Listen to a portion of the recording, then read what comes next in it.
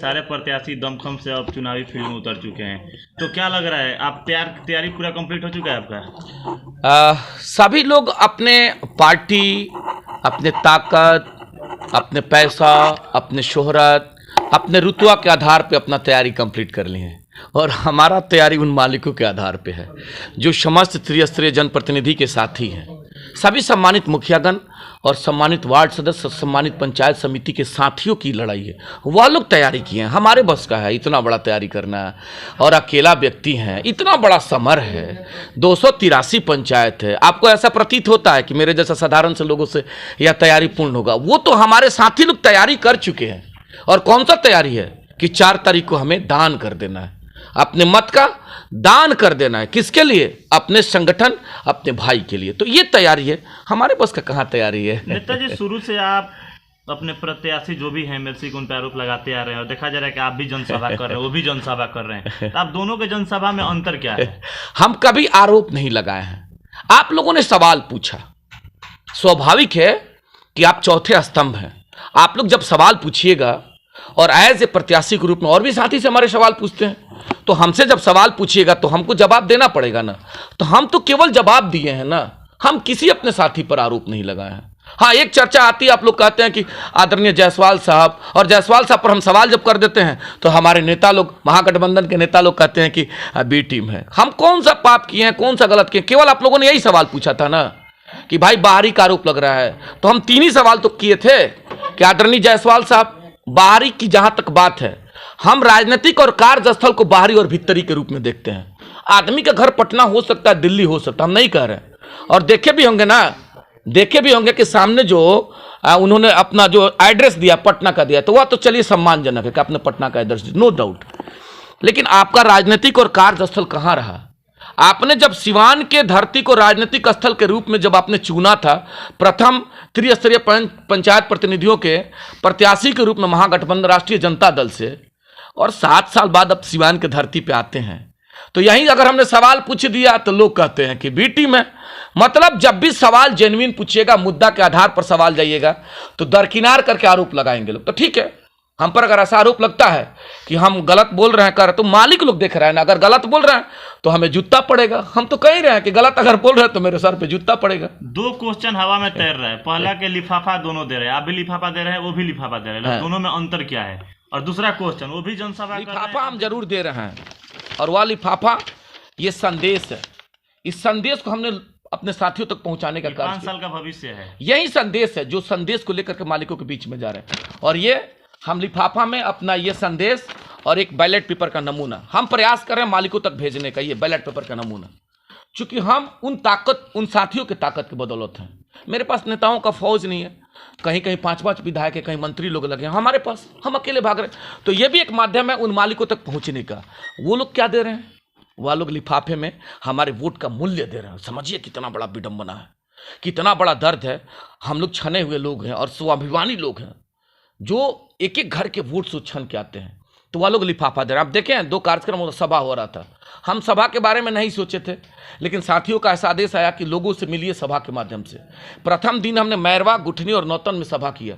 गजब का भीड़ था। वह भीड़ किसका था? जनप्रतिनिधियों का भीड़ था। प्यार से हमारे लोग आए थे, अपने गाड़ी में तेल डलवा करके प्यार से हमारे पास लोग आए थे, और हमारी बात, हमारी दर्द उन लोगों ने सुना। और क्या किया? 1 वोट और 10 का नोट का संकल्प। वह नोट मेरे पास अभी 2000 से ऊपर नोट मेरे पास हो गया। हमने टारगेट रखा 3000 नोट था। 3000 अगर हमारे पास 10 का नोट हुआ तो 3000 संकल्प लोग लेंगे, और वही 3000 संकल्प देखिएगा वोट के रूप में बदलेगा, महादान के रूप में। चूंकि जो हमारे सम्मानित स्वाभिमानी हमारे वार्ड सदस्य और मुखिया बंधु हैं, अगर 10 रुपये के साथ संकल्प ले लिए, तो क्या ऐसा प्रतीत होता है कि अपने संकल्प से वो लोग मुकरने वाले हैं? नहीं मुकरेंगे। लोग स्वाभिमान के धनी लोग हैं। फक्र के साथ मैं कह रहा हूं कि जो लोग ने संकल्प लिया स्वाभिमान के धनी लोग हैं। अपने सम्मान, अपने स्वाभिमान के लिए सब चीज कुर्बान कर सकता है। चूंकि हम लोग जमीन के लोग हैं, हम लोग बहुत बड़े पॉलिटिशियन और बहुत बड़े नेता नहीं हैं कि आज यहाँ ट्रेंड तो कल वहाँ ट्रेंड, आज यहाँ हम कुछ और बोलेंगे तो कल कुछ और बोलेंगे। लेकिन ये जमीन के लोग जो बोलेंगे उसके लिए जान भी जाएगा, लेकिन पीछे हटने वाले लोग नहीं हैं। वह लोगों ने सम्मान, अपने संकल्प लिया है, और मुद्दा के आधार पर हमारी लड़ाई किसी से नहीं है। हमारी लड़ाई तो सरकार से है, पंचायत सरकार बनाम बिहार की सरकार से, कि हमको पावर और हमको व्यवस्था दीजिए, वही लड़ाई लड़ रहे हैं। इसके पहले भी एमएलसी के चुनाव हुए हैं, लेकिन जिस तरह से इस बार एमएलसी का चुनाव लड़ा जा रहा है, इसके पहले कभी भी ऐसा चुनाव नहीं लड़ा गया। आखिर रीजन क्या है? क्या अजय भास्कर चौहान का आ जाने से ऐसा माहौल बना एक इकलौता, देखिए हार और जीत ये समय के गर्भ में छिपा हुआ, हार और जीत जो एक सिक्के का दो पहलू है, उस समय के गर्भ में छिपा हुआ। जो होगा वह सलाम, वह अभिनंदन हमारे लिए रहेगा।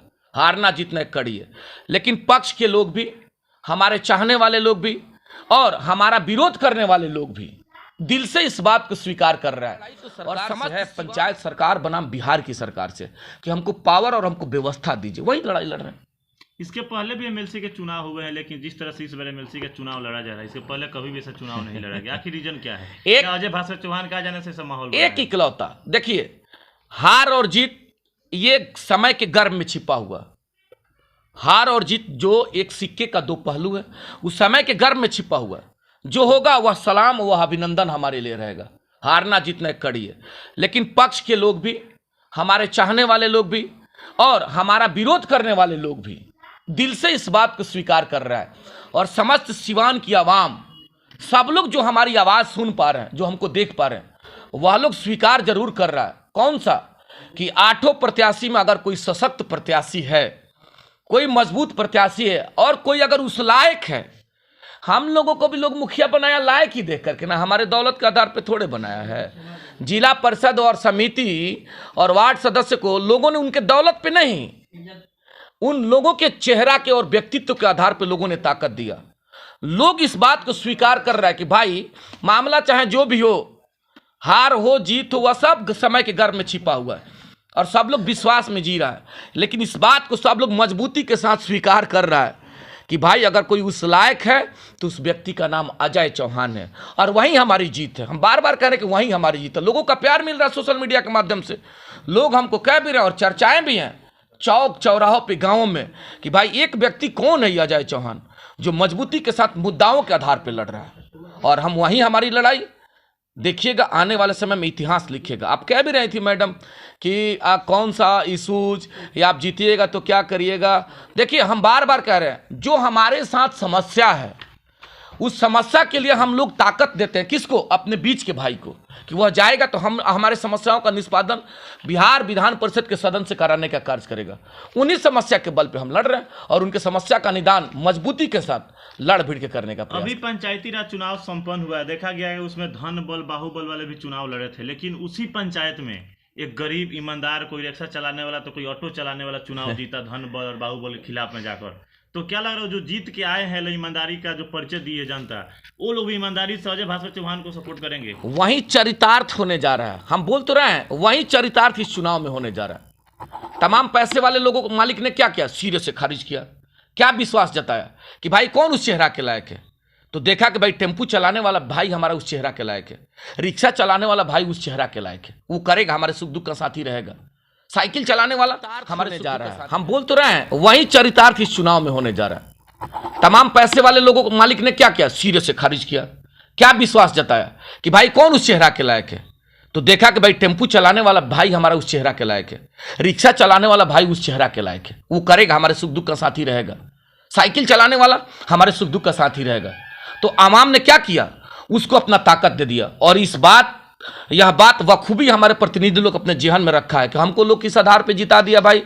तो हमारे व्यक्तित्व के आधार पे। तो हम अपना जब नेता चुनेंगे ना तो कहीं ना कहीं यह जमीर अलाउ नहीं करेगा कि हम अपना ताकत वैसे व्यक्ति के हाथों में जो पैसा के बल पे हमारी वोट को खरीदना चाहता है और जो वोट ले लेगा और 6 साल तक हमारे बीच में नहीं रहेगा, उन लोगों को ये लोग भी खारिज करेंगे। अब सामाजिक परिवेश है, सामाजिक दबाव है, सामाजिक माहौल जो बना हुआ है, लोग कह रहे हैं कि हाँ आप भी जिंदाबाद, आप भी जिंदाबाद। लेकिन निर्णय होगा जिस प्रकार सिवान के मालिकों ने चेहरा के आधार पर उनको वार्ड और मुखिया बना दिया, समिति बना दिया, वह लोग भी चूंकि यह भावना और यह सम्मान सिवान के आवाम के साथ जुड़ा हुआ है। अगर हमारा कोई साथी अगर कहीं कुछ गलती कर गया तो वह पछताएगा कि काश यार ऐसा गलती नहीं करना चाहिए था। लोगों ने हमको भी मुखिया बनाया हमारे चेहरा के आधार पे, तो क्यों नहीं अपने मत का प्रयोग उस व्यक्ति के आधार पर किया जाए जो हमारी आवाज को बुलंदी के साथ कहां लेके जाएगा? बिहार विधान परिषद के सदन में लेके जाएगा। उस आधार पे अब अगर सवाल करते हैं तो देख लीजिए जरा, फिर कहिएगा कि आप जो है सो शिकायत कर रहे हैं। आदरणीय जायसवाल साहब को ले लीजिए, एक नजीर पर आ देना चाहते हैं। बहुत शोहरत है, बहुत पैसा है, इस बात को हम स्वीकार कर रहे हैं, और ताकत भी है। लोगों का काफिला है, 5-5 सम्मानित विधायक लोग घूम रहे हैं। दिल से जरा पूछिएगा, आप अपने सामने बिठा लीजिए, और करना क्या, उनका ताकत लेकर के जाना है क्या विधान परिषद में? उनका पैसा और उनका उद्योग लेके जाना है विधान परिषद में? क्या लेके जाना है? उन त्रिस्तरीय पंचायत के साथियों का आवाज बन के जाना है।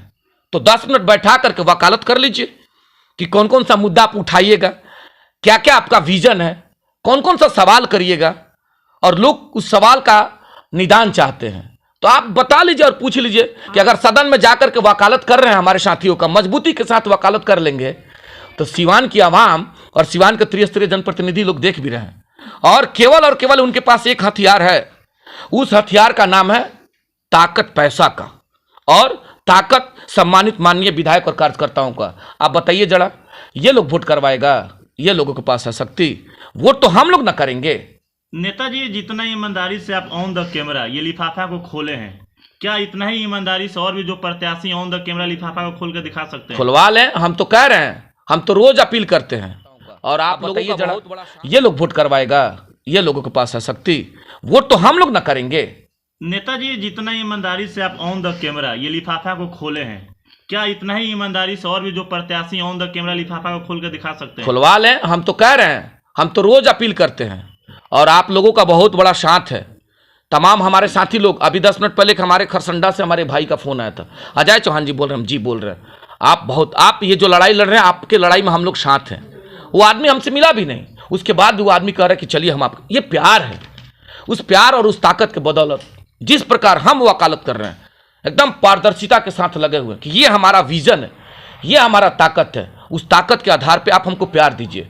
और हम तो अपील भी कर रहे हैं कि जो उस लायक है, हम तो ये आपके माध्यम से कर रहे हैं, कोई कहवा दीजिए ना जरा, रोज कहते हैं। हम कर रहे हैं कि आदरणीय जायसवाल साहब बड़े आदर के साथ, अगर उस पद और उस गरिमा के अनुकूल हैं, या हमारे साथी को लगेगा हमारी आवाज विधान परिषद तक ले जाएंगे, तो हम निवेदन कर देना चाहते हैं, आप उनको प्यार दे दीजिए। यही निवेदन आदरणीय मनोज भैया के साथ कर रहे हैं, क्योंकि हम सरकार से ही लड़ रहे हैं। हम तो कहे थे सरकार पहले हमारी पावर देना, हमारी शक्ति को दे दे हमको, और फिर मनोज भैया का साथ हम लोग दे देंगे। यही निवेदन हम रईस खान साहब के लिए भी कर रहे हैं कि रईस खान साहब अगर हमारी आवाज, हमारी ताकत को बिहार विधान परिषद में मजबूती के साथ लेके जाएंगे, हमारे दुख और दर्द को बांटने का प्रयास करेंगे, और हमारे साथियों को ऐसा लगता है कि वह उस काबिल है, तो उनको प्यार दे दिया जाए। ये कोई कहेगा इकलौता अजय चौहान है, हम उनकी वकालत कर रहे हैं। और यही आग्रह करना चाहते हैं आपके माध्यम से, तमाम लोग सिवान के लोगों के सामने यही वकालत करें कि जो उस काबिल है उसको पद दिया जाए। अब इससे बड़ा क्या बात हो सकता है? हम तो जी रहे हैं उस हाल पे, विश्वास के हाल पे जी रहे हैं। वह लोग जी रहा है अपने पैसा के हाल पे, हम जी रहे हैं विश्वास के हाल पे। तो ये है। आप एक ऐसे दावेदार हैं जो इतने मतलब काम, इतना वर्क, इतना लोगों को मेंटेन करना, क्योंकि इतना संभव नहीं हो पाता है अकेला प्रत्याशी, एमएलसी का प्रत्याशी इस प्रकार से वर्क करे, इस प्रकार से हर एक जनप्रतिनिधि से बात करे, मिले, ऐसा हमने नहीं देखा है। जो मेरा शक्ति, हम बार बार कहते हैं, अपने शक्ति, अपने विवेक, अपने क्षमता के बदौलत हम प्रयास कर रहे हैं, अपने साथियों से सीधा संवाद स्थापित करते हैं। और भी हमारे प्रत्याशी हैं, अपने आईटी सेल के माध्यम से, अपने नेता के माध्यम से, अपने पैसा, अपने शोहरत, अपने ताकत के माध्यम से लोगों से अपील करते हैं। हम इकलौता व्यक्ति हैं कि सीधा अपील करते हैं अपने साथियों से, जितना शक्ति है। अगर 20 साथी से हम अपील कर पाते हैं तो 20 साथी लोग हमारी बात को सुनता है और कहता है कि नहीं अजय जी आप सही हैं। हम 20 साथी से अपील किए कि भैया आपके बीच के और आपकी लड़ाई लड़ रहे हैं ना, आपके आवाज की लड़ाई लड़ रहे हैं, आपके हक और हुकूक की लड़ाई लड़ रहे हैं, तो प्यार तो दे दीजिए, बात तो दे दीजिए, ताकत तो दे दीजिए। और वह ताकत मिल भी रहा है। और हम तो सुबह 8 बजे उठते हैं और 10-11 बजे रात तक मालिक लोगों में भागते रहते हैं, अकेले व्यक्ति हैं, कभी इस पंचायत कभी उस पंचायत। प्यार मिल रहा है और उस प्यार के बदौलत नया इतिहास लिखा जाएगा, विश्वास रखिए कि नया इतिहास। नेताजी, जो आपका शेड्यूल है कल और परसों का 2 दिन का अलग अलग प्रखंडों में, उसको लेकर हमारे चैनल के माध्यम से जो भी देख रहे हैं प्रतिनिधि लोग, उन लोगों से क्या अपील कीजिएगा? कल पचरुखी का कार्यक्रम था, बेहतरीन सफल हुआ। आज कार्यक्रम में महाराजगंज में 11 बजे मनोज मैरिज हॉल में आज कार्यक्रम है। 2 बजे है लीला शाह के पोखरा धुरौधा का कार्यक्रम, नौ दुर्गा मैरिज हॉल में है। वह भी देखिएगा बहुत बेहतरीन तरीके से सफल होने जा रहा है। और एक ही दिन का अपील पे, चूंकि हम तो कह ही रहे हैं ना कि हमारे पास लोगों का प्यार है। और फिर आने वाले समय में 29 तारीख को भगवानपुर हाट में है 11 बजे। तो ये 11 बजे जो भगवानपुर हाट में आपके माध्यम से समस्त त्रिस्तरीय जनप्रतिनिधियों से अपील करना चाहते हैं कि 11 बजे जो मैरिज हॉल है, उस जगह का नाम है भगवानपुर हाट में जो कार्यक्रम का आयोजन होना है 29 तारीख को 11 बजे दिन में कृष्णा मैरिज हॉल है, गर्ल्स स्कूल के पास में है। तो हम अपील आपके माध्यम से करना चाहते हैं कि आपकी उपस्थिति, सम्मानित त्रिस्तरीय पंचायत प्रतिनिधियों की गरिमामय उपस्थिति उनके भाई के लिए ताकत बनेगा। उसी दिन बसंतपुर में 4 बजे है, सुमित्रा मैरिज हॉल है बसंतपुर में, वह कार्यक्रम तय है। तो हम आपके माध्यम से अपील करना चाहते हैं, हम फोन भी कर रहे हैं, जितना हो सकता है हम फोन कर रहे हैं, संपर्क कर रहे हैं कि आपकी गरिमामय उपस्थिति आपके भाई के लिए ताकत बनेगा।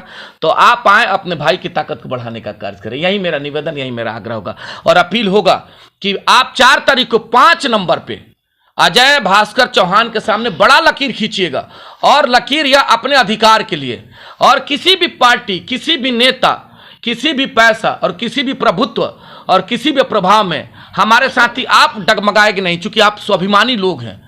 और जो स्वाभिमानी लोग हैं अपने स्वाभिमान के लिए, अपने जमीर के लिए सारा शक्ति लगा देता है लोग।